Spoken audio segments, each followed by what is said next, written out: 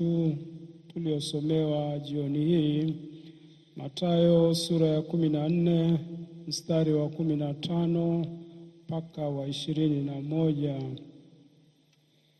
Wanafunzi wakionyesha hofu ya kawaida kwamba giza linaingia, usiku umefika, na kama wanawahurumia wale umati uliokuwepo, na kama vile wanamkumbusha Yesu, Bwana, hapa ni nyika, waruhusu watu warudi makwao ili waweze kujitafutia chakula walau kwa vile vijiji vya jirani.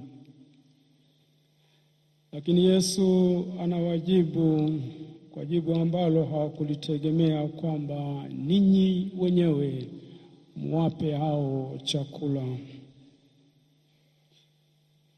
Washamu askofu wakuu, maaskofu, nichukue kwanza nafasi hii kumpa pole Mwashamu Askofu Mkuu Beatus Kinyaia, askofu mkuu wa Dodoma, Bamba Kibozi, askofu msaidizi wa jimbo kuu la Dodoma, kujipa sisi pole wenyewe maaskofu, lakini kwa namna ya pekee familia ya Mungu hapa Kondoa, mapadri, watawa, waumini, marafiki zake Baba Mfumbusa, wengine ambao wako hapa na wengine ambao hawapo, waliosafiri kutoka ndani ya nchi, lakini hata wengine waliotoka nje. Kwa namna ya pekee familia yake, hasa mama yake mzazi Victoria Sware, dada zake Restuta na Francisca, na kaka yake Julius. Raha ya milele umpe Bwana, apumzike kwa amani. Raha ya milele umpe Bwana, apumzike kwa amani. Raha ya milele uwape Bwana, wapumzike kwa amani. Wanafunzi wanamkumbusha Yesu ya kuwa kwa hali ilivyo pale, ingekuwa busara kuwaruhusu wale watu waondoke, kwa sababu ni nyika. Mahali hapa ni nyika, hatuwezi kupata chakula. Lakini Yesu anawasihi kwamba wapeni nyinyi chakula, wapeni nyinyi chakula. Kwa wengi wanaoifahamu hii Kondoa kabla ya mwaka 2011, kabla ya Baba Bernardini Francis Fumbusa hajasimikwa rasmi kuwa askofu wa jimbo la Kondoa, bila kuumiza mtu, mahali hapa palikuwa nyika. Mahali hapa ni tofauti na palivyo leo.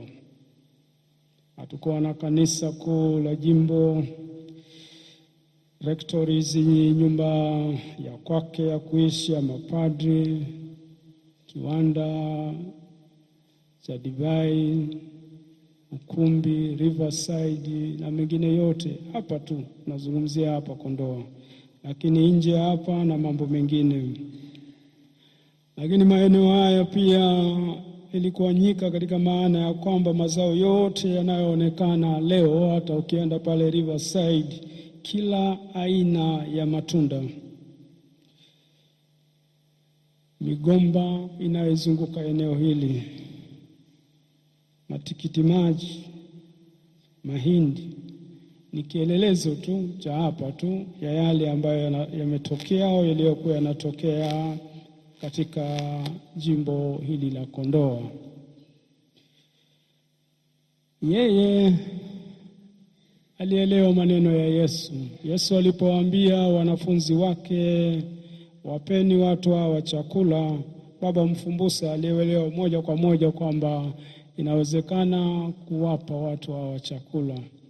Inawezekana wazi kabisa hata mimi nikawa na chakula. Na kila mara ukikutana naye alikwambia kwamba mimi bwana nafikiri haya mambo yanawezekana. Nilipenda sana huo msemo. Mimi bwana nafikiri haya mambo yanawezekana. Mimi nafikiri bwana haya mambo yanawezekana hapa kwetu. Hapa kwetu anazungumza. Hakuzungumza tu hapo Kondoa.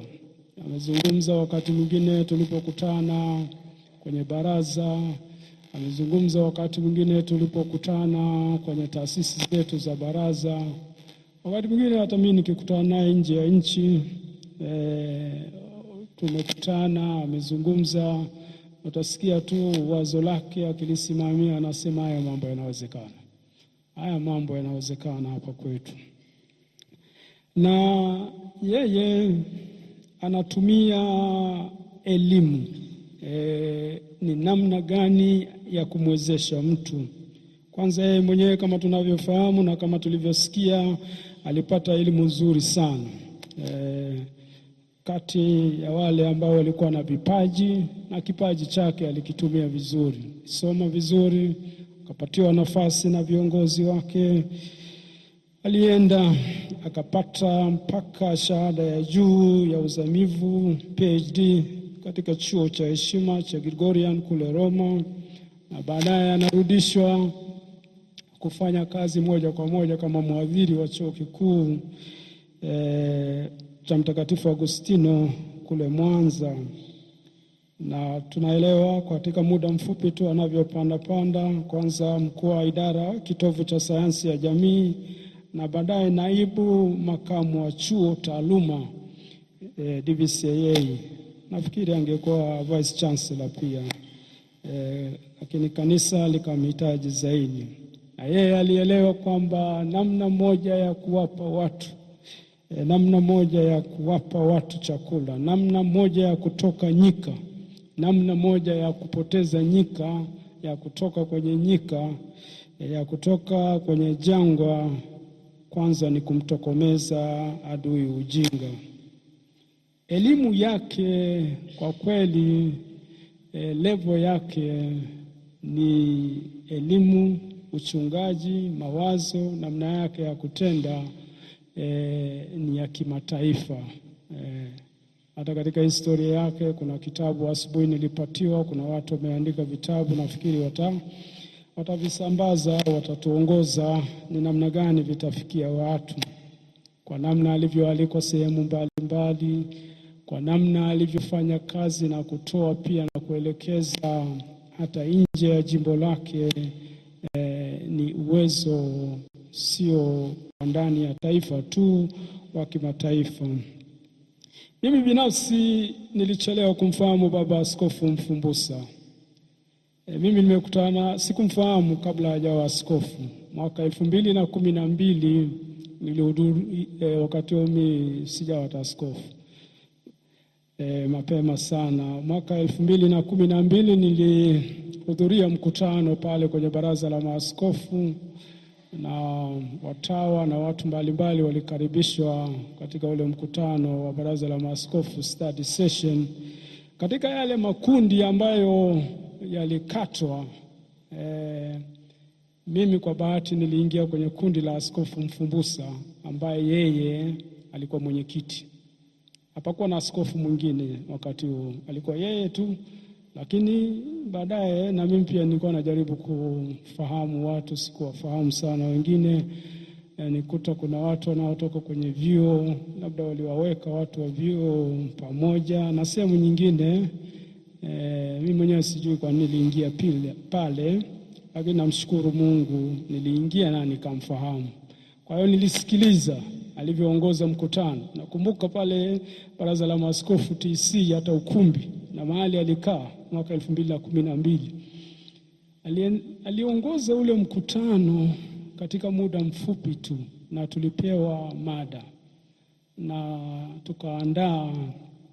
Akateuliwa wakati ule, akateuliwa mmoja mwanataaluma pia kuwa katibu. Kwa kweli mimi mnisamehe, baada ya ule mkutano mimi nikajiuliza, hivi hapa Tanzania kuna watu wa namna hii? Sikujua. Mimi nilifikiri Tanzania labda tunafanana na mimi wakati ule. Nikajiuliza hapa Tanzania kuna watu wa namna hii? Kwa kweli mimi alinigusa uwezo wa juu, alivyounganisha mambo katika muda mfupi. Na mwaka uliofuata, mwaka 2013, katika shirika letu la Kapuchini, wakati ule tulikuwa tunamtafuta mhamasishaji. Mimi nilikuwa katika kundi la wale wanaomtafuta mhamasishaji atakaye kuja kutuhamasisha wakati wa mkutano mkuu. Na ile kamati hata mimi sikuwauliza. Mimi nilimpigia simu moja kwa moja kama anaweza kutusaidia.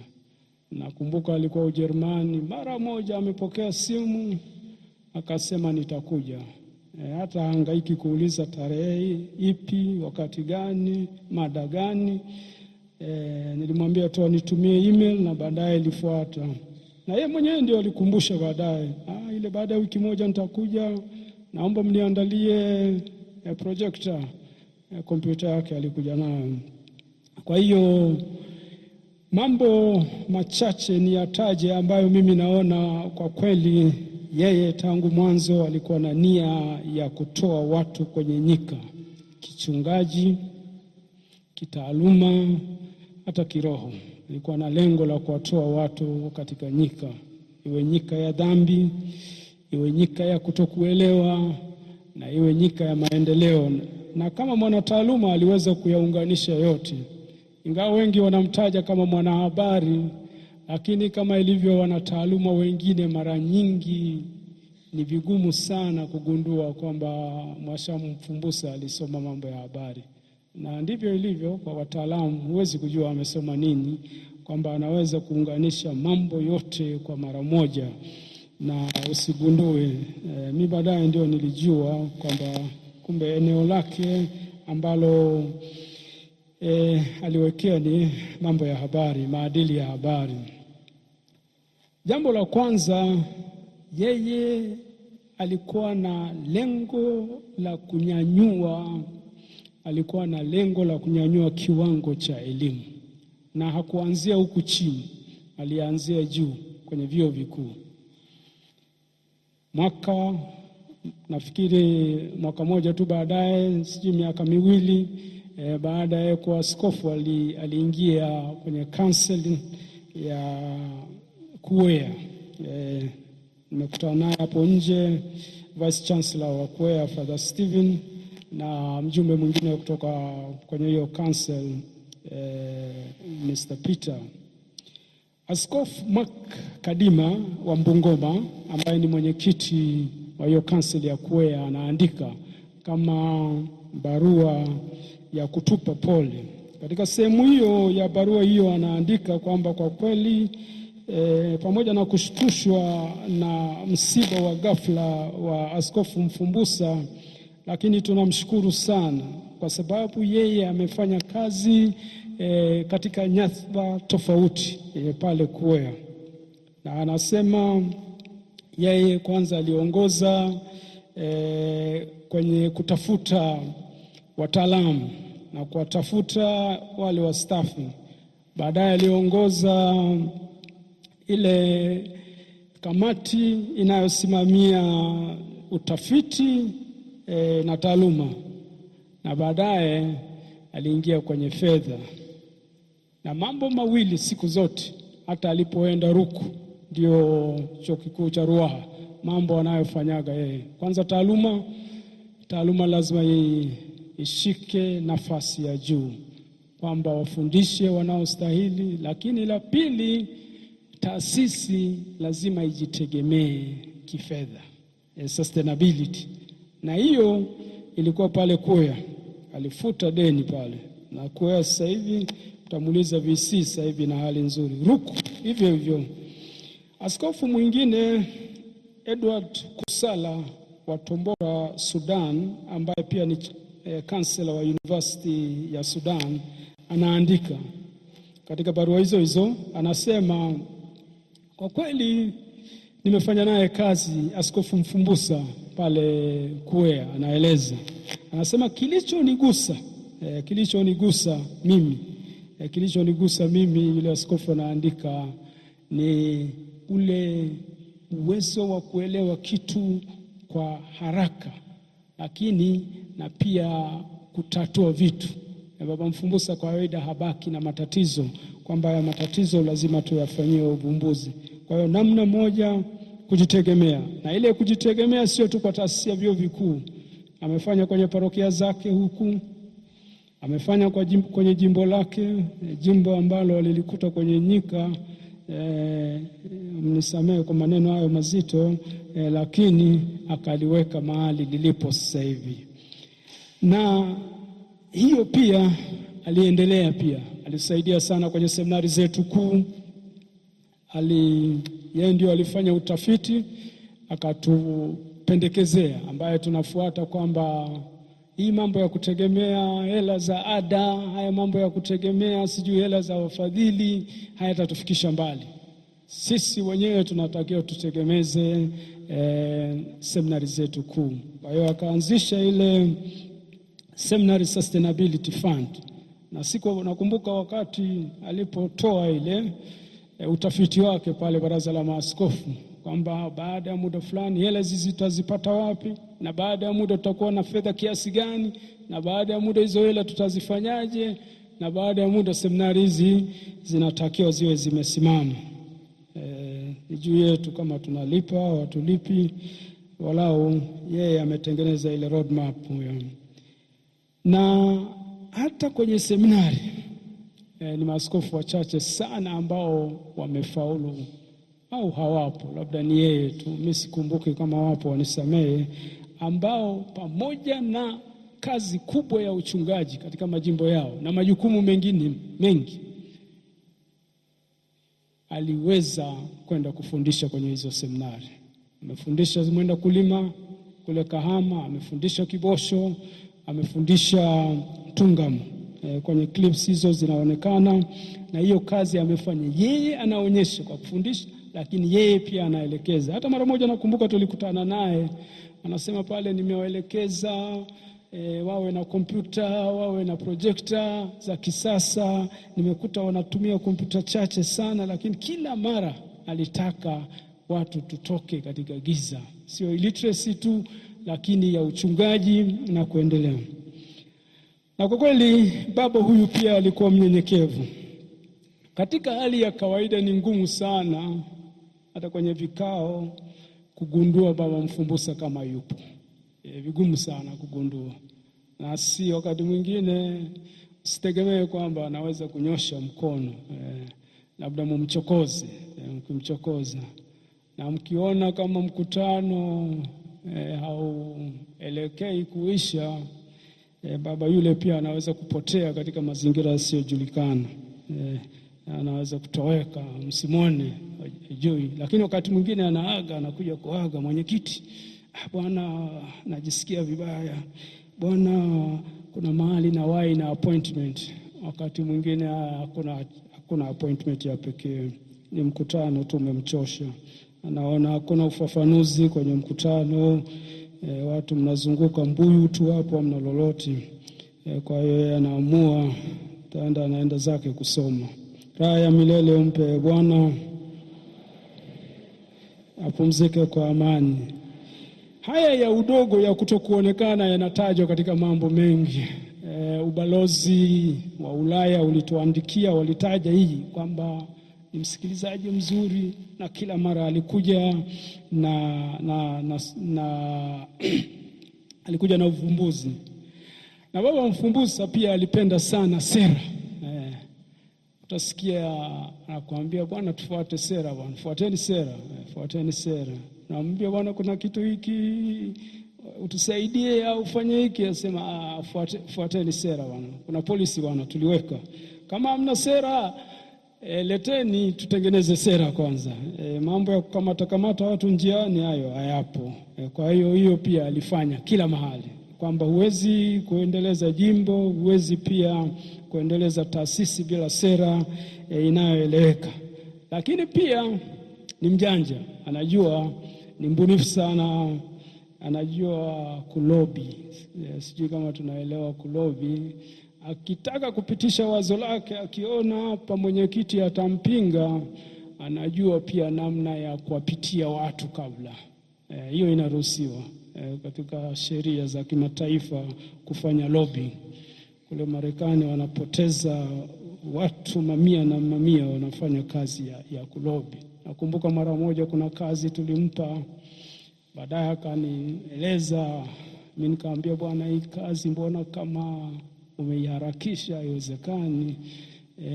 Akasema hii inajulikana bwana. Na baadaye akalobi, akawazunguka watu wake, na baadaye alipofanya watu wakamunga mkono baada ya kikao, na kwa ujasiri anakuja tena kuniambia, bwana, pale niliamua nikuzunguke bwana. Niliamua nikuzunguke sawa, nilijua wewe hutanielewa. Raha ya milele umpe Bwana. Na mambo yake mengi anayafanya matokeo ya utafiti. Yeye haji tu na kitu. Kiwanda chake, kilimo anayofanya. Mimi nimepita hapa mara nyingi, napita kwenye mashamba yake na nasifia kazi yake, na inaonekana. Unaona mkungu wa ndizi, ananiuliza sasa, mkungu wa ndizi una tofauti gani na ule wa Israeli? Ananiuliza una tofauti gani na ule wa Israeli? Na mimi namwambia hebu kaa na huo mkungu nikupige picha. Na anapiga, anakaa pale na nina hizo picha. Sasa ni mara nyingi ni matokeo na mimi ni mkarimu. Maana yake ukiomba msaada, kitu chochote anakusaidia. Ukimtumia kitu sasa hivi, kabla jioni ameshakurudishia, amekurekebishia. Hata mimi nilimwomba baadhi ya vijana wake walikuja kule kwangu kunisaidia kazi tofauti. Watu wengine wanaweza kufikiri walikusaidia, nitawakaribisha, lakini sio kesho. Tumsifu Yesu Kristo. Wazo la pili, hii nguvu Baba Mfumbusa aliitoa wapi? Nafikiri wazo tunaweza kulichukua katika somo letu la pili baada ya mitume, Matendo ya Mitume sura ya 5, Matendo ya Mitume sura ya 5 mstari wa 27 mpaka 33. Wale Petro na wenzake, baada wale makuhani na watu wengine kuwazuia mara nyingi kwamba tumewaambia msihubiri habari za ufufuko wa Yesu, nyamazeni, vinginevyo tutawafunga, vinginevyo tutawaua. Mitume walikuwa wanaingia gerezani, wakiachiwa wanarudi, wanaenda kuhubiri. Baadaye Petro anajibu kama tulivyosikia, anasema sisi inatupasa kumtii Mungu, sio nyinyi. Nafikiri katika yale yote ambayo aliyokuwa anafanya Baba Mfumbusa, ni ishara wazi alikuwa anasikiliza sauti ya Mungu. Ndio maana aliweza kututoa na kutuelekeza kila mara, mimi inanipasa kutii sauti ya Mungu, sio mwingine. Kwa hiyo ndugu zangu, ni mambo mengi ametuachia. Nafikiri hiyo pia ndio aliyofanya katika uchungaji wake, kutii sauti ya Mungu. Na kila mara yale aliyofanya, sio tu kwamba alitaka kufanya ili ampendeze binadamu, ili afaulu tu, lakini siku zote naye alifanya kwamba katika hili Mungu anataka nini. Kama tunavyosoma katika Mathayo sura ya 5 mstari wa 58, mwe wakamilifu kama Baba yenu wa mbinguni alivyo wakamilifu. Alifuata, sikiliza sauti ya Mungu, na alifuata sauti ya Mungu. Kwa hiyo ndiyo kipimo, mwe wakamilifu, tuwe wakamilifu kama Baba wa mbinguni alivyo mkamilifu. Katika somo la kwanza, Ayubu anaeleza kwamba, anasema kwa sasa mimi ninajua mtetezi wangu anaishi. Kwa sasa mimi ninajua Mungu wangu yu hai. Kwa sasa mimi najua mkombozi wangu yu hai. Baada ya Ayubu kuzungushwa, watu wamemtenga, hata mke wake hataki kumsikiliza, watu wengine wanamfuata, wanaona Ayubu wewe ndiye mwenye kosa. amepoteza mpaka nyama ya mwili, acha mali zile za nje. Ayubu anasimama kwa ujasiri, anasema sasa mimi najua kwamba mtetezi wangu yu hai, kwamba sasa mimi najua Mungu wangu yu hai. Baba Mfumbusa sio Ayubu. Kwa hiyo tumombe Mungu awe na huruma kwake, amwombee. Tumombe Mungu yale mema yote aliyofanya, Mungu ampokee kwenye uzima wa milele. Mungu huyu amjalie yale furaha ya milele, furaha ya milele, milele yote, furaha ya milele katika umri wake huo ambao tunamhitaji. Jimbo linamhitaji, baraza linamhitaji, taifa linamhitaji, jamii inamhitaji. Mungu mwenyewe ameamua kumchukua. Tunasema Mungu, wewe umpe tuzo, umhurumie kama bado kuna mambo ambayo anastahili kukamilisha. Tukisoma Luka sura ya 24 mstari wa 35 mpaka 48, tunakutana na wale wanafunzi wa Emmaus. Wale wanafunzi wa Emmaus baada ya Yesu kufa, kuzikwa, wakaachana na Yerusalemu. Wanaona kama kila kitu walichotegemea kimevunjika. Masia amekufa, haonekani. Hata kama amefufuka, hizi habari za kina mama, wanaondoka, wanatoka Yerusalemu, wanahama kwenda Emmaus, kwamba hakuna kitu huku nyuma ambacho tunategemea. Tunaomba nyinyi wana wa Kondoa, msikimbie hii Kondoa yenu, msikimbie Yerusalemu yenu kama wanafunzi wa Emmaus, kutokana na msiba uliotokea. Tunajua ni msiba mkubwa, tunajua hatukutegemea. Labda wengine wameshatoka hapa, wako njiani huko Nchemba, sijui wanaelekea wapi, au huko Dodoma.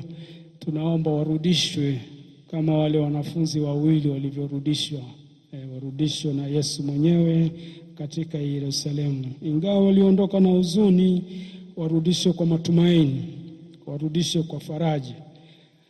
Katika msiba huu muone msalaba kama ilivyo msalaba siku zote. Msalaba sio kushindwa, msalaba ni njia. Imani yetu sio kukimbia yaliyotokea.